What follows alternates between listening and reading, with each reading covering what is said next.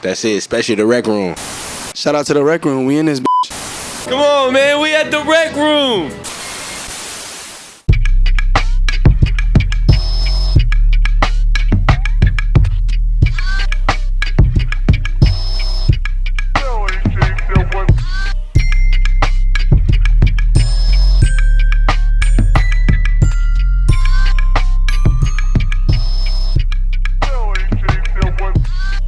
So how long did you do that for until you started going into marketing?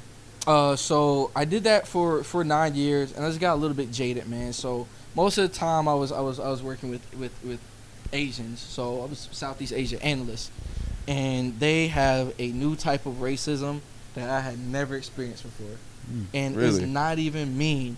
They are just completely oblivious to like racial cues. So for years, man, they would just call me random black people. But to them, it was nice. So they would see me, they would be like, "Oh, sir, you look like Shaquille O'Neal." I'd be like, "No, the fuck I do not." "Sir, wow, you look like Barack Obama." "Oh, bitch, you are lying." Like the first black person they could think of, that's who they would say I look like. I'm talking about all throughout Asia, without fail. Just people, they would say like black people from the 80s that I know they shouldn't know. "Sir, you like Sinbad. Sinbad is like, what are y'all doing, man?" Just all types of shit like that. And I'll never forget, there's a Japanese cat. And he had said, I look like he's the guy who said I look like Will Smith. And I never forget, I was like, "Well, you look like Bruce Lee."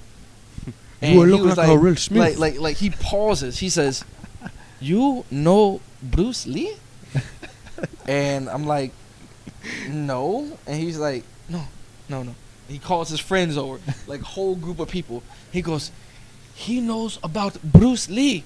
Who else do you know?" They're trying to see like if I was gonna call them other Japanese people. I'm like, "No, this isn't a game. Like I'm trying to hurt y'all. Like you hurt me." Like, oh my god. But man, you know, I had fun over there. But like the mission that I was doing, man, I grew kind of jaded with what I was doing.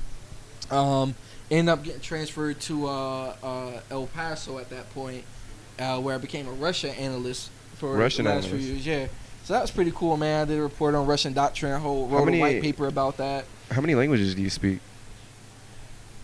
American and Blackanese. Blackanese. Maybe English 3.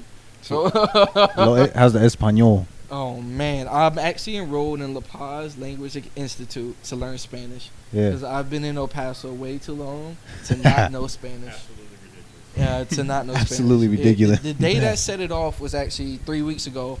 I go out with a couple friends. It's someone's birthday, and we're singing karaoke. Dude, I love karaoke, bro. Like I tell people that 400 years ago, I was a tiny Korean man, and I invented karaoke. And I've just been reincarnated ever since. Whenever I get the karaoke, the Korean guy just comes out of me. Just get to singing. I just fuck it up every time. I just go crazy. But yeah, so like, and I saw this dude, white dude, just singing karaoke in Spanish, and the girls are going crazy. And that was the moment for me where I was like, "Oh fuck no." It wasn't all the work that I missed out because of not knowing Spanish. Yeah. It wasn't all the connections that I could have pressed. It was watching this guy sing karaoke in Spanish and the crowd going crazy. And I was like, I've got to learn Spanish today. I immediately enrolled the next day. Like, I was like, that will definitely get a crowd going. Bro, that was the moment. Because he was just a mundane white dude. Like, middle-aged, balding, glasses. I'm talking to him. I'm like, "Yo, there's no way." And he's like, "Yo, I've been speaking Spanish fluently for 17 years. Yo. And I was like, "Fuck him. That should be me." I'm jealous too, man, because I don't know a lick of Spanish to like save my life, and it's embarrassing because growing up in a Mexican family, I should know. This man is thankfully my that's why. interpreter. Yeah, man. Interpreter with the family, your parents to tell you. Yeah, exactly. No, yeah, but it sucks. So I know what that means, and I would love to be able to learn Spanish and other languages just like that. Well, but you know, I did pick up Japanese, hang around Japanese cats, a little bit of Hangul, but just conversational. Oh yeah. Nothing like special. Like I'm not gonna be like fucking talking to people in Japanese, but I could survive. I could survive longer in Asian countries than I could in Mexico. I see. I think I just know enough Spanish to not get raped. That's all it, to not get raped. Not to survive, just not get raped. So It's good. So obviously you go to school, drop out a little early, go to the army. Right after the army, like does the like do your like your Life got network jaded. become bigger? Your network start so doing things. I started doing financial services while I was actually active duty. And in 2017, first company I worked with was called American Income Life. God, they were terrible, man. They're fucking terrible. It was a terrible company. But the people that I had, they really were about making money. So I remember the guy's name was Isaac. We would literally pull up a map. He would close his eyes, put his finger down. He'd be like, what city is this? This is where we're going this weekend. We're going to make like $5,000. And he was about that shit. We would go rent a hotel. We'll go out there because they had a contract with all the police officers and firefighters in every city. So we would go through, we'd have their names, call them, set it up. We were making money. But then I got my first ever chargeback. So a chargeback in the industry is the way financial services pays out is you get someone to sign it. They pay you 6 months of your advance. If they don't make it 6 months, you pay, the difference back. And me being, I was like, I'm going to say 26 at the time. And mind you, I had made like fucking $3 or $4 grand. But I saw a chargeback for $700. And they're like, yo, you have to write a check for $700 and give us the money back. I was like, no, I'm not paying that shit back. I'm never going to work in this field again. So I fucking stopped. And I was like, nope, that was my last chance. My first time trying to be an entrepreneur, my last time trying to be an entrepreneur. So I ended up getting out, and I was like, I'm going to go to school. But mind you, I fucking hate school. So I enrolled in college twice after that, dropped out. I've dropped out of college maybe 4 times. Four times, though. Yeah, I have like Kanye West, right? Yeah. I have 1 degree, and it's in military intelligence. What the fuck am I gonna do with that besides wipe my ass? Like, I don't know where military intelligence is an oxymoron as is. Yeah. Like those 2 words just don't exist. Like Army intelligence, definitely. Yeah. So what the fuck am I gonna do with that? But like and I was just like, I wasn't doing anything, man. I was stagnant. Wasn't going to school. I was just getting enough money to get by. I'm partying. I have girls. I got people that I'm hanging out with. Life was just okay. And one day, life got hard. And everyone that I would hang out with, that I would party with, that I would socialize with, when life was hard, they just weren't there. When life was hard, the bitches was all gone. Nobody was there when I was down. But when I was up spending hundreds on bottles, going out, throwing a house party, all of this, everybody's popping out of the woodwork. It's like, yo, Tim, what's going on this weekend? What you got popping? What you got doing this and that? But like when I'm down bad, like it ain't no, yo, what's up? How you doing? No, let me come through. Let me help you out. It was none of that. And I started getting I started picking up on that and all those people. Yes, the red flag started showing. So there was one guy who actually was living with me for a minute, and I thought he was a very good friend of mine. And he ends up, like, we had a deal where we would pay the rent half and half. But he didn't have a job for a while and couldn't afford to pay his half. But I was like, dude, I'm not going to pay your fucking half. You're a grown-ass man. Get a job, pay your goddamn half.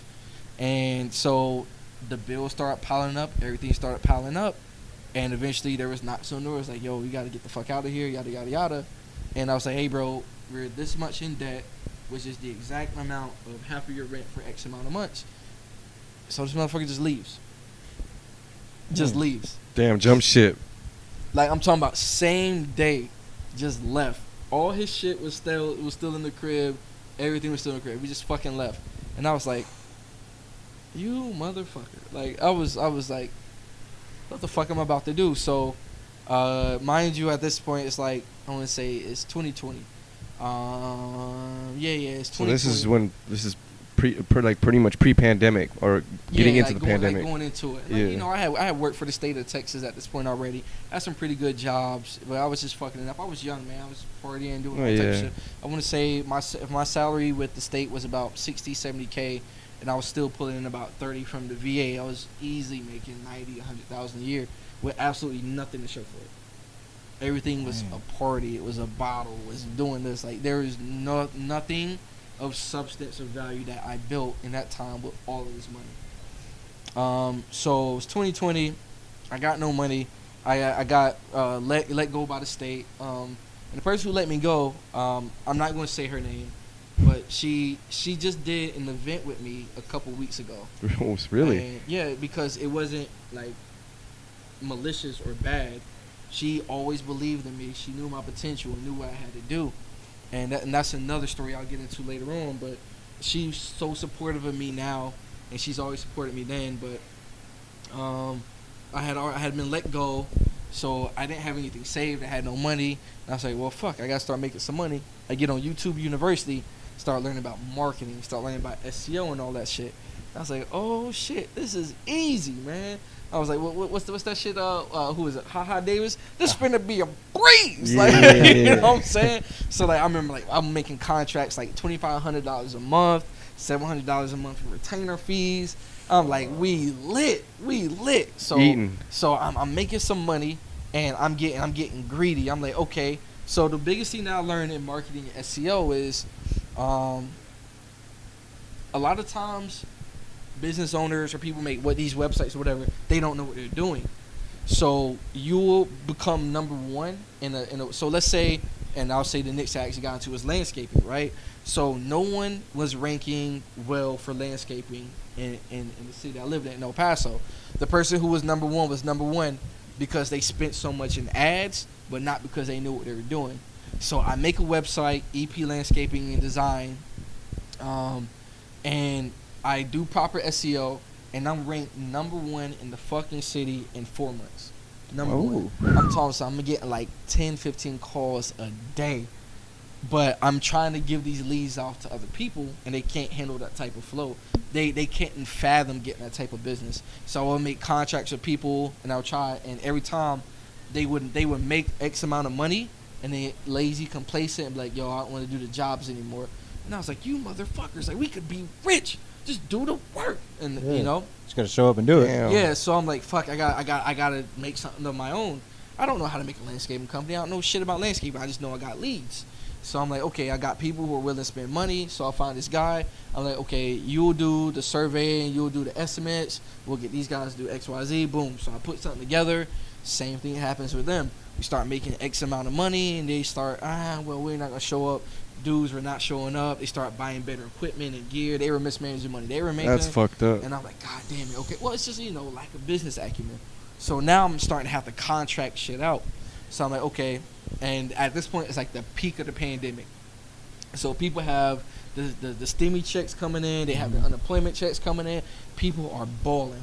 Everybody's like, with this free government money, the first thing I'm going to do is buy some Jordans. Get some fucking turf, get a bigger toilet in my house. People are spending all types renovating of all this other shit. Exactly, the stuff that you're not supposed to do. But I'm like, just chance to capitalize. My industry. I'm doing this now, so I'll never forget, man. I had this one client, and she needed cement work, irrigation system, a pergola. The whole 9 yards. Yeah, we could have made bank. So I called my guy. I'm like, yo, let's do an estimate on this, blah, blah, blah. She wants you there at 7:30. Dude does not show up. So I have to call another company. I'm like, look, this is what I got. I'll split it with you. Get me an estimator there on time. He's like, yo, I'll get one there in the next hour. So we get the estimator there. They go everything. And he says, yo, this is what we need. And then the guy calls me. He's like, well, my crew actually quit on me. They're not working. They're making a lot of money on unemployment. Wow. But I got a friend who has a company who has this. So it turns out for this one job that could have been super lucrative, I had to work with 5 different companies, and I actually ended up losing money. Wow. And just like in 2017, when I got that first negative $700 check, I lost that money at one time. I was like, fuck this. In the face of adversity, I just gave up again. Quit that shit. And just lost everything, man. Lost the house I was staying in. Car got repossessed. Fucking... I had nothing, my guy. It's back to the drawing board again. Yeah, I literally hit zero, and I had to find like this tiny 1-bedroom apartment like in a month. I moved into there, and I luckily I had a good friend of mine, and he introduced me to this dude, who would become my financial planner, my financial advisor, and I remember sitting in his office, and he's like, "What are you gonna do about this, man?" I'm like, "Well, bitch, you're the one who knows about fucking money. You tell me, you know.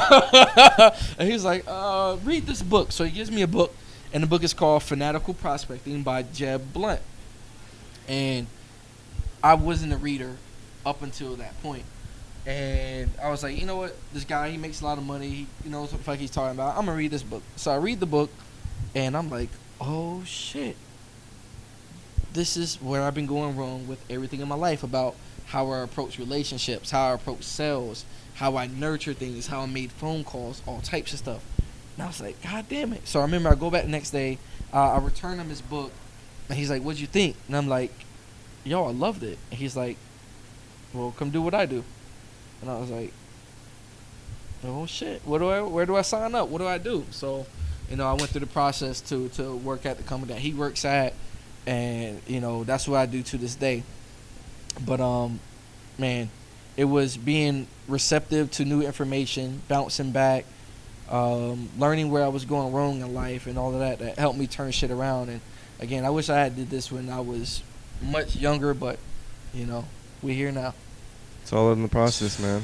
Insane, man. Yeah, That is insane. How was it the feeling taking those, I guess we'd say L's nowadays? My guy, I was institutionalized while I was working for the state. I went to the university, yeah, that's what it's called, University Behavioral Health, for being suicidal. I was down bad, bro. I was put on the EDO, which is an emergency detention order, where they just say, yo, you gotta be put in here for X amount of time, and in Texas the minimum amount of days is 10 days. Oh, So mind you, I have a state job at this. Like, life was crashing around me for a long time, and I remember being in there. I'm like, yo, I gotta go to work, I gotta do this and that. They're like, nope, you can't go anywhere. And I call my boss, and I remember like her voice, like she was like, it's okay, you'll be fine, you'll still have a job, just go through whatever you have to go through. And that was the first time I had a loss in my life, like huge, man. Like, I had been homeless in the high school and stuff like that, but I always had to work through them and push through them and shit like that. This is the first time I had an L, like a huge L in my life. I could have lost my career, my livelihood, all of this stuff, and I just had to sit in it and think. But I didn't know how to absorb those moments or that information. I didn't know how to handle bad shit, which a lot of people don't think about. It's bad stuff happens to all of us, and it's supposed to be a learning lesson, right? But a lot of times for us, it's like it turns into a pity party. It's like, oh, this isn't my fault because of this, or this happened because of that. We start blaming shit. We start Pointing trying the to finger, rationalize the it, victim and going through shit. stuff. Yeah, and that's exactly what I did in that situation. I was like, I never would have been here if this didn't happen, that didn't happen, yada yada yada. And it's shortly after that where my boss had to let me go. And mind you, years prior to this, she gave me a book, and the book was called Resisting Happiness by Matthew Kelly. And any book that she would give me for work, I would read it. There was a book called Extreme Government Makeover. Read it like this. It was for work. Read it like that. Read all types of books that were work related, but she gave me a personal one, personally herself, told me to read it. But I thought it was so smart. Thought it was really bad. I was like, I'm not reading that shit. Shit out my fucking face. And I remember one day we're going through like a progress report or whatever. And she asked me, she's like, yo, Tim, did you read that book? And I was like, yeah, I read it. She's like, okay, well, tell me about it. Me being a little smart motherfucker I thought I was. Like, I start bullshitting. I'm like, oh, well, resisting happiness about this and that. And she's like, you sure? And I'm like, yeah. I'm like, okay, whatever. So when I'm down bad, man, and mind you, this is like after Brian gave me fanatical prospecting, and I was receptive to learning, because I was a fucking loser, dude. And in the words of my boy Ruben Alvarez, we call losers losers because they just fucking lose repeatedly, and you're a sum of your actions. If you're always taking L's, you're a goddamn loser. If y'all watch anime, Vegeta's a fucking loser. Nah, it's okay. Anyway, you're gonna spark a whole nother thing. Nah, but like, if you just repeatedly take L's in life, you're a fucking loser. You're a sum of your actions, right? Yeah. It's not about if you lost by a point, you fucking lost. You know what I'm saying? And I didn't want to be a goddamn loser anymore. So I was like, if this guy's winning and he's reading this fucking book, I'm gonna read the book. So that's why I read it in one day. So I was on a hot streak. Mind you, another good friend of mine had already told me, yo, bro, you got to start reading more books. So he had given me The Giver, The Four Agreements, The Greatest Salesman in the World, Psycho-Cybernetics. He gave me all of these staple books that are parts of self-development, things like that. So I finally got them, and I was like, you know what? I got no job. I got no money. Everything's being taken away from me this month. What do I got to lose? Let me read these fucking books. The first book I picked up was Resisting Happiness. The first paragraph in that shit, my boy. Like, the first page is a half page. So it's got, like, chapter 1, the title of the chapter, and it's got, like, 5 sentences. Those 5 sentences brought me to tears, no bullshit. And I was like, if I had read this book 4 years ago, when she gave me this shit, I would probably still be in that career. My life wouldn't mean it. I got hit with so many coulda, woulda, shouldas. And I was like, fuck, well, let me read these other books. And I started reading all these other books. And every book that I read described a different aspect of why I was such a fucking loser. Why I was losing. And taking all of those L's that I took and the L's that I continue to take today all teach me that I just got to go back and refine a certain skill, refine a certain mindset. Because everything that I fumbled today, and I still fumble things to this moment, is because there are actions and behaviors that I know I should be doing that I'm not doing. I'm actively not doing the things that I need to do to be successful. So I'm choosing to be a loser, but I'm addressing and working on these things to get out of that. Because we all want to fail, but you want to fail forward. You want to fail with honor in a way. Exactly. Because every time you fail, it's just a lesson, right? I think that's Nelson Mandela who said that shit, right? You either win or you learn. You can never lose. You can never fail. So I only win and I learn. And that's where I'm getting to the point at today, where now I understand how to that didn't go the way that I wanted it to. Where did I go wrong? What will I change? How can I recoup the situation? How can I recover that? So L's taught me how to be a better loser today and how to lose less tomorrow.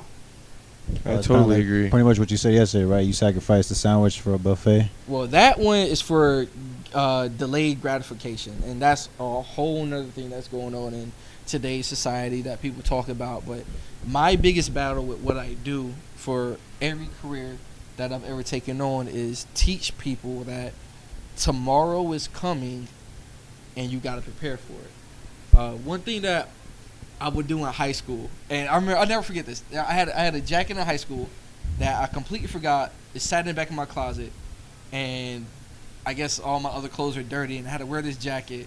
I'm going through school. It's like 6 periods, so we were like more than halfway through the day. Put my hands in my pocket, and a pack of Skittles comes out. And I was like, God put these fucking Skittles in my pocket.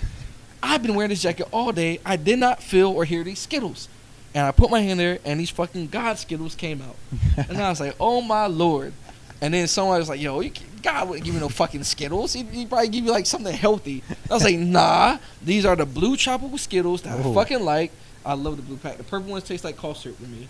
And then the regular ones are just extra regular. But them blue tropical ones always hit the spot. But I was like, yeah, these are the God Skittles.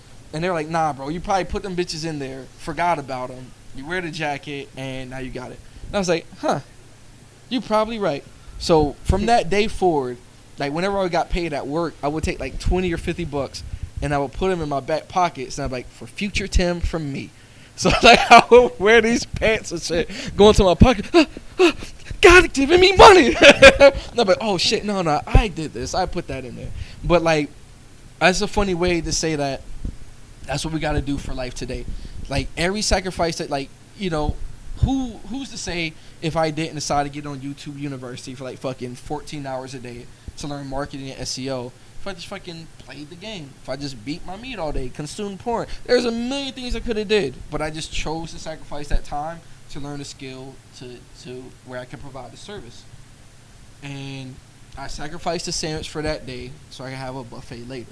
And that's what I really like to teach people, is that you have to sacrifice a little bit today, because life goes left in an instant and you lose everything.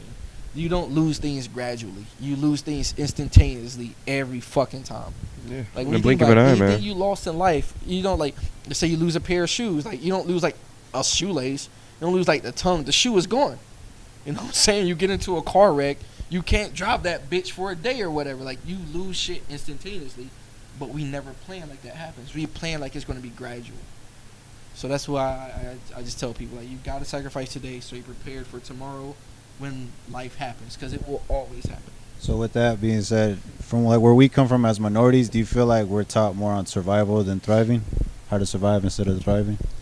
God damn it. I can hear right now in this part, people are going to start playing like the Dr. Umar quote. I have this funny Dr. Umar video where he says, "Oh, God damn it, another coon." Like, and I send that to people as a joke. I feel this part is for what I'm about to say, my opinion on this. Ultimately, when it comes to being minorities, the thing that I've realized, and I'm no expert on this is what I've gathered from being a minority and specifically working with minorities, is that it's never a lack of education. At one point it was, but for us it's not. And this is my Spider-Man story. I tell people all the time, like, I could tell you everything about fucking Spider-Man, but I couldn't tell you how my money was taxed. I couldn't tell you how to grow a business. I couldn't tell you anything. But in the same amount of hours that I took to learn about Spider-Man, why didn't I learn about a skill that was relevant to me today? So when we look at education now, everyone has a fucking cell phone. Everybody, every library has internet. Mm-hmm. You can go into fucking McDonald's and get free Wi-Fi. You know what I'm saying? So Starbucks. yeah, wherever. So it can't be an education thing because it's readily available and it's free. Harvard gives out free classes. MIT gives out free classes. Stanford. Everybody gives out education for free. It cannot be education anymore. So if we remove education from it, then what becomes the real enemy? So then it comes down to the decisions that we make, which is a form of ignorance, right? You can only do what you know to do. You can only do what you've seen to do. So the biggest thing for minorities that, in my opinion, right, and again, I'm no expert on this, is that family, friends, relationships. We're taught from such a young age that if I've got $5 and all three of us are hungry, well, shit, we going to the dollar menu. You gonna get some fries, I'm gonna get some fries, you gonna get some fries, we straight. But who did we fucking help? That small fry is gonna last for 10 minutes, and we're gonna be hungry 45 minutes later. But when you look at the minority mindset, that's what it's all about. How can I sacrifice the little that I have to give you a smaller portion so we can all equally suffer? Nobody wins, right? So then we look at traditional Caucasian, white, whatever you want to call it, mindsets, and we call them selfish. We call them, they're not doing the same things. It's my cousin Brad, fuck him, pal. We're gonna get him out of the business. He's not gonna be with us anymore, you know. But imagine if we did that as minorities, right? It's like, oh no, yo, you have to make up with your cousin. You can't be mad at him. True. Come on, man. You know we family, dog. We have to. We're taught that we have to suffer together. We're the ones who have to put it aside. But when you look at fucking white people all the time, they're like, yo, fuck that motherfucker, goddamn it. Yeah, fuck my dad. Yeah. Fuck him, you know, all types of shit. So it's like,